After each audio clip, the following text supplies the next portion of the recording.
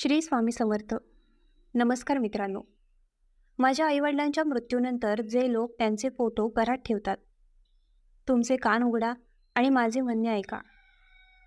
प्रिय भक्तांनो, आज आपण एका अशा विषयाबद्दल बोलणार आहोत ज्याकडे बहुतेक लोक अगदी छोटी बाब म्हणून दुर्लक्ष करतात. पण प्रत्यक्षात ही छोटीशी गोष्ट आपल्या घराचा आनंद, शांतता, समृद्धी आणि भावी पिढ्यांवरही परिणाम करू शकते. तर आज आपल्याला कळेल की आपल्या घरात स्वर्गीय पालकांचे किंवा कुटुंबातील कोणत्याही मृत सदस्याचे चित्र लावणे योग्य आहे की नाही, आणि जर लागवड योग्य असेल तर घरात कोणत्या ठिकाणी लागवड करावी आणि कोणत्या ठिकाणी लागवड करू नये. चला जाणून घेऊया. परंतु त्यापूर्वी, हे माता लक्ष्मी, माझी तुम्हाला नम्र विनंती आहे की जे भक्त तुमचे हे व्हिडिओ पसंत करून आणि सदस्यता घेऊन टिप्पण्यांमध्ये तुमचे नाव लिहितील, त्यांच्या सर्व इच्छा एका महिन्यात पूर्ण करा. भक्तांनो, तुमच्यापैकी बहुतेकांकडे तुमच्या घरात एखाद्या स्वर्गीय व्यक्तीचे चित्र असेलच पाहिजे. एखाद्याच्या घरात स्वर्गीय पालकांचे चित्र आहे, एका घरात स्वर्गीय आजी आजोबांचे चित्र आहे, तर एखाद्याच्या घरात दिवंगत आजीचे किंवा कुटुंबातील सदस्याचे चित्र आहे, जे आता जगात नाही. जेव्हा कुटुंबातील एखादा सदस्य जग सोडून जातो, तेव्हा त्याच्या आठवणी आमच्या हृदयात कायम राहतात आणि ती आठवण जिवंत ठेवण्यासाठी आम्ही त्याचे चित्र मोठ्या आदराने आमच्या घराच्या भिंतीवर ठेवतो. आता बरेच लोक ते चित्र ड्रॉइंग रूममध्ये ठेवतात, अनेक लोक ते त्यांच्या खोलीत ठेवतात आणि अनेक लोक ते चित्र घराच्या मंदिरात देखील ठेवतात. काही लोक त्या चित्रावर दररोज फुले लावतात. दिवा लावा आणि प्रार्थना करा. हे केवळ एक चित्र नाही, तर आपल्या जीवनाचा एक भाग आहे. बंधू, हे चित्र त्या लोकांची आठवण करून देते ज्यांनी आम्हाला जीवन दिले, ज्यांची आम्हाला संस्कार दिले आणि ज्यांनी आम्हाला चालणे, बोलणे आणि जगणे शिकवले. पण तुम्ही कधी त्याचा फोटो पाहिला आहे का? तुम्ही ते चित्र कधी डोळ्यात पाहिले आहे का? आणि तिला तुम्हाला काय सांगायचं आहे हे तुमच्या लक्षात आले आहे का? बहुतेक लोकांकडे उत्तर नसेल, कारण आपल्यापैकी बहुतेक जण फक्त भावनिक होतात आणि एक चित्र टाकतात. पण ते घरात कुठे ठेवायचे याचा विचार करू नका. त्यामुळे आपल्या धर्मग्रंथांमध्ये एक अतिशय सुंदर गोष्ट सांगितली आहे.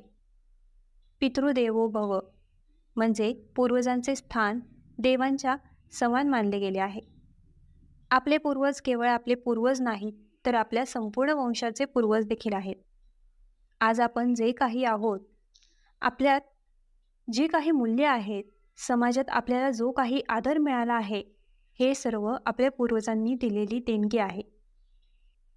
आपल्या आईवडिलांनी, आजी आजोबांनी आणि पूर्वजांनी त्यांच्या आयुष्यात जी काही चांगली कामे केली, जे काही त्याग केले आणि जे काही संघर्ष केले, त्याची फळे आज आपल्याला चांगल्या जीवनाच्या रूपात मिळत आहेत. म्हणूनच जेव्हा आपण आपल्या पूर्वजांचे चित्र आपल्या घरात ठेवतो, तेव्हा ते केवळ त्यांच्या स्मरणासाठी नसते, तर ते आपल्या आणि आपल्या पूर्वजांमधील अदृश्य संबंधांचे माध्यम बनते.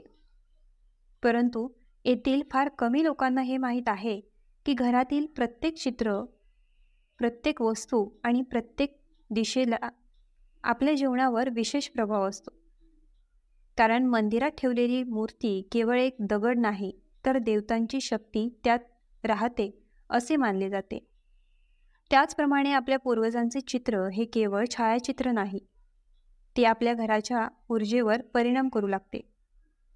जर ते चित्र योग्य ठिकाणी, योग्य दिशेने असेल आणि त्याच्याशी श्रद्धेची भावना जोडलेली असेल, तर ते चित्र घरात आनंद, शांतता आणि समृद्धी आणते. पण जर ते चित्र चुकीच्या ठिकाणी, चुकीच्या दिशेने ठेवले किंवा त्यात योग्य आदर नसेल, तर ते चित्र हळूहळू घराची सकारात्मक ऊर्जा कमकुवत करू लागते आणि नंतर घरात अस्वस्थता विनाकारण वाढते. भक्तांनी अनेक वेळा पाहिले आहे की घरात सर्व काही ठीक चालले आहे, चांगले आहे, कुटुंब चांगले आहे, उत्पन्नही चांगले मिळेल, पण तरीही घरात एक विचित्र अस्वस्थता आहे. कधीकधी अचानक पैशांची कमतरता निर्माण होते, कधी कुटुंबातील सदस्यांमध्ये भांडणे वाढतात आणि कधीकधी घरात कोणत्याही कारणाशिवाय आजार होऊ लागतात. असे का होत आहे हे लोकांना समजत नाही. बरेच लोक याला अशुभ शकुन मानतात आणि काही लोकांना वाटते की कदाचित कोणीतरी त्याचा विपर्यास केला असेल. पण कधी-कधी कारण खूप सोपे असते, जे आपल्याला समजत नाही. आधीच्या कथेत काही भक्तांनी आम्हाला विचारले होते की गुरुजी, आमचे घर खूप सुंदर आहे. देवाच्या कृपेने काहीही अशक्य नाही. पण आमच्या घरात नेहमी तणाव का असतो हे मला माहीत नाही. पैसा येतो पण टिकत नाही. नोकरीतील प्रगती थांबली आहे आणि घरात पुन्हा पुन्हा आजार येऊ लागले आहे. आम्ही अनेक प्रयत्न केले पण काही उपयोग झाला नाही, असे ते म्हणाले. म्हणून आम्ही त्याला एक साधा प्रश्न विचारला. आम्ही सांगितले की तुमच्या घरात एखाद्या स्वर्गीय व्यक्तीचे चित्र आहे का? त्या माणसाने लगेच उत्तर दिले, होय गुरुजी, आमच्या बैठकीच्या खोलीत आमच्या स्वर्गीय पालकांचे चित्र आहे आणि आम्ही त्यावर दररोज फुले आणि अगरबत्ती देखील पेटवतो. मग आम्ही त्याला सांगितले की तुमची समस्या कदाचित येथून सुरू होत आहे. आता तुमच्यापैकी बहुतेक जण म्हणतील की हे असे कसे होऊ शकते? तुमच्या आईवडिलांचा फोटो असणे हा एक सन्मान आहे. मग ही चूक कशी होऊ शकते? तर हा प्रश्न आज अनेक लोकांच्या मनात चालू आहे. शास्त्रांनुसार जेव्हा एखादी व्यक्ती मरण पावते, तेव्हा त्याचा आत्मा त्याच्या पुढच्या प्रवासाला निघून जातो आणि त्याचा आत्मा पितृलोकाकडे निघून जातो, जेथे किमान एक दिवस पूर्वजांचे चित्र स्वच्छ करणे आवश्यक आहे. त्या छायाचित्राची चौकट प्रेमाने स्वच्छ करा, काच उजळवा आणि तिथे स्वच्छता ठेवा. जेव्हा चित्र स्पष्ट आणि उज्ज्वल असते, तेव्हा त्यांच्याशी संबंधित सकारात्मक ऊर्जा देखील मजबूत राहते. अनेक भक्त पूर्वजांच्या प्रतिमेला हार अर्पण करतात आणि ते श्रद्धेचे एक सुंदर प्रतीक देखील मानले जाते. परंतु त्याच वेळी हे लक्षात ठेवणे महत्त्वाचे आहे की जेव्हा हार सुकतो किंवा जुना होतो, तेव्हा तो बदलला पाहिजे. अनेक घरांमध्ये असे दिसून आले आहे की हार वर्षानुवर्षे एकाच बाजूला असते आणि हळूहळू ती काळ्या आणि धुळाने भरते. हे योग्य मानले जात नाही. जर तुम्ही हार अर्पण करत असाल तर ती वेळोवेळी बदलली पाहिजे. यासह भक्तांनी आणखीन एक महत्त्वाची गोष्ट समजून घेतली पाहिजे की पूर्वजांचे चित्र नेहमी साधे आणि सौम्य असावे. त्यात खूप जास्त चमक किंवा सजावटीचे प्रदर्शन नसावे.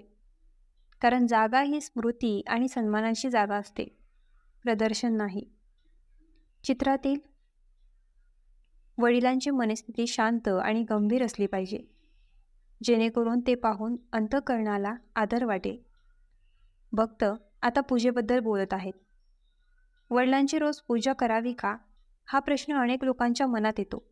याचे उत्तर असे आहे की ते पूर्णपणे तुमच्या मनस्थितीवर आणि वेळेवर अवलंबून असते. जर तुम्ही दररोज त्यांच्यासमोर हात जोडून दिवा किंवा अगरबत्ती पेटवली आणि तुमच्या पूर्ण अंतःकरणाने म्हटले की हे पिता देवा, तुमची कृपा आमच्या कुटुंबावर राहो, तर ही सर्वात मोठी पूजा मानली जाते. त्यासाठी जास्त प्रदर्शनाची आवश्यकता नसते, कारण खरी भावना सर्वात महत्त्वाची असते. जर काही कारणास्तव तुम्ही हे दररोज करू शकत नसाल, तर किमान अमावस्येच्या दिवशी पूर्वजांचे स्मरण करा. अमावस्येचा दिवस पूर्वजांना समर्पित आहे. जर तुम्ही धूप पेटवून, फुले अर्पण करून आणि हात दुमडून तुमच्या पूर्वजांचे स्मरण करत असाल, तर त्यांच्यासाठी तो एक मोठा सन्मान मानला जातो. जेव्हा आपण आपल्या पूर्वजांचे प्रामाणिक अंतःकरणाने स्मरण करतो, तेव्हा त्याची दयाळूपणा आपल्या जीवनात अनेक प्रकारे प्रकट होते. बऱ्याच वेळा आपली रखडलेली कामे पूर्ण होऊ लागतात. कठीण मार्गही सोपे होतात आणि असे वाटते की एक अदृश्य शक्ती आपल्याला प्रत्येक अडचणींपासून वाचवत आहे. हा पालकांचा आशीर्वाद आहे. पण जर आपण त्यांच्या चित्राकडे दुर्लक्ष केले, ते गलिच्छ असू दिले किंवा चुकीच्या ठिकाणी ठेवले, तर हळूहळू तो आदर कमी होऊ लागतो. त्यामुळे पूर्वजांचे चित्र नेहमीच आदराने आणि आदराने ठेवले पाहिजे. त्यामुळे आतापर्यंत भक्तांना समजले की घरात पूर्वजांचे चित्र लावणे चुकीचे नाही, पण ते योग्य ठिकाणी आणि योग्य मार्गाने ठेवणे खूप महत्त्वाचे आहे.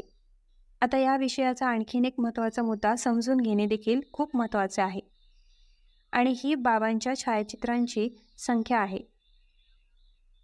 काळ जसजसा पुढे सरकतो तसतसे हे अनेक घरांमध्ये दिसून येते. भिंतीवर अनेक कौटुंबिक छायाचित्रे टांगलेली आहेत. कधी आजोबांचे चित्र, कधी काकांचे चित्र, कधी मावशीचे चित्र आणि हळूहळू संपूर्ण भिंत वडिलांच्या चित्रांनी भरली जाते. बाहेरून ते श्रद्धेसारखे दिसते, परंतु शास्त्रानुसार असे करणे योग्य मानले जात नाही. कारण जेव्हा मोठ्या संख्येने पूर्वजांची चित्रे एकाच ठिकाणी लावली जातात, तेव्हा तिथे खूप ऊर्जा जमा होते. जेव्हा अनेक प्रकारच्या आठवणी आणि भावनांची ऊर्जा एकाच ठिकाणी जमा होते, तेव्हा घराच्या वातावरणात एक प्रकारचा जडपणा जाणवतो. बऱ्याच वेळा अशा घरांमध्ये कोणत्याही स्पष्ट कारणाशिवाय मन दुःखी होऊ लागते आणि कुटुंबातील सदस्यांमध्ये तणावही वाढतो. म्हणूनच धर्मग्रंथ म्हणतात की पूर्वजांची चित्रे मर्यादित असली पाहिजेत.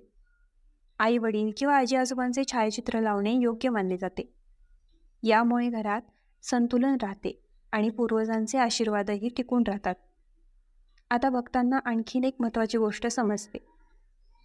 अनेक घरांमध्ये वडिलांची चित्रे कालांतराने खराब होतात, धूसर होतात किंवा त्याचे प्रेम बिघडते, पण लोक त्याला त्याच स्थितीत ठेवतात. हे अजिबात न्याय्य नाही, कारण तुटलेली किंवा अस्पष्ट चित्रे पूर्वजांच्या सन्मानाशी सुसंगत नसतात. घरगुती वातावरणात देखील अशी छायाचित्रे नकारात्मकता वाढवू शकतात. म्हणून जर कधी पूर्वजांच्या चित्राचा कास तुटला असेल, चौकट खराब झाली असेल किंवा चित्र अस्पष्ट असेल, तर त्याची त्वरित दुरुस्ती केली पाहिजे किंवा नवीन चित्र लावले पाहिजे. लक्षात ठेवा की पूर्वजांचे चित्र हे केवळ एक स्मृती नाही, तर आपल्या जीवनात आशीर्वादाचे साधन देखील आहे. जेव्हा आपण दररोज त्यांच्यासमोर हात जोडतो आणि मनापासून त्यांचे आभार मानतो, तेव्हा ही भावना आपल्या जीवनाला सकारात्मक दिशा देते. आम्ही म्हणतो की तुम्ही आम्हाला जीवन दिले आहे, तुम्ही आम्हाला संस्कार दिले आणि या जगात जगण्याचा मार्ग दाखवला. तुमच्यामुळेच आज आपण अस्तित्वात आहोत. जेव्हा ही भावना आपल्या मनात येते, तेव्हा आपल्या जीवनात विनम्रता देखील येते आणि आशीर्वादही येतात. बऱ्याच वेळा लोक म्हणतात की आपल्या जीवनात वारंवार अडथळे येतात, काम करणे थांबते आणि घरात अस्वस्थता निर्माण होते. यामागचे एक कारण शास्त्रांमध्येही नमूद केले आहे, पितृतज्ञ. याचा अर्थ असा नाही की वडील रागावले आहेत आणि आम्हाला दुखवू इच्छित आहेत. याचा अर्थ असा आहे की कुठेतरी आपण आपल्या पूर्वजांबद्दलचा आदर गमावला आहे किंवा त्यांचे स्मरण करणे बंद केले आहे. जेव्हा आपण आपल्या पूर्वजांचा आदर करतो, आपल्या पूर्वजांचे चित्र योग्य ठिकाणी ठेवतो आणि वेळोवेळी त्यांचे आदराने स्मरण करतो, तेव्हा हा दोष देखील हळूहळू नाहीसा होऊ लागतो. म्हणून आपण आपल्या पूर्वजांना आपल्या आयुष्यात कधीही विसरू नये, हे खूप महत्त्वाचे आहे. ज्या प्रकारे झाडाची मुळे मजबूत असतात, ते झाड बराच काळ हिरवे राहते. त्याचप्रमाणे आपले वडील हे आपल्या जीवनाचे मूळ आहेत. जर वडील आनंदी असतील तर जीवनात यशाचा मार्ग आपोआप उघडतो, प्रेम कुटुंबात राहते, मुलांना यश मिळेल, घरात सुख आणि समृद्धी वाढेल. या व्हिडिओबद्दल तुम्हाला काय वाटते ते आम्हाला कमेंट्समध्ये सांगा. जर तुम्ही माता लक्ष्मीचे खरे भक्त असाल, तर तुम्हाला माता लक्ष्मीचे प्रेम, आशीर्वाद मिळवायचे असतील आणि माता लक्ष्मी तुमच्या घरात राहावी अशी तुमची इच्छा असेल आणि तुम्हाला माता लक्ष्मीला प्रसन्न करायचे असेल, तर व्हिडिओ लाईक करून त्वरित तुमच्या स्वतःच्या यूट्यूब चॅनलला सबस्क्राईब करा आणि कमेंट बॉक्समध्ये जय लक्ष्मी माता नक्कीच लिहा. मित्रांनो, ही सर्व माहिती जनहित लक्षात घेऊन दिली जात आहे. तुमच्या श्रद्धेवर ज्योतिष आणि धर्मांचे उपाय आणि सल्ला वापरून पहा. तुम्हाला अधिक चांगला सल्ला देणे हा या व्हिडिओचा उद्देश आहे.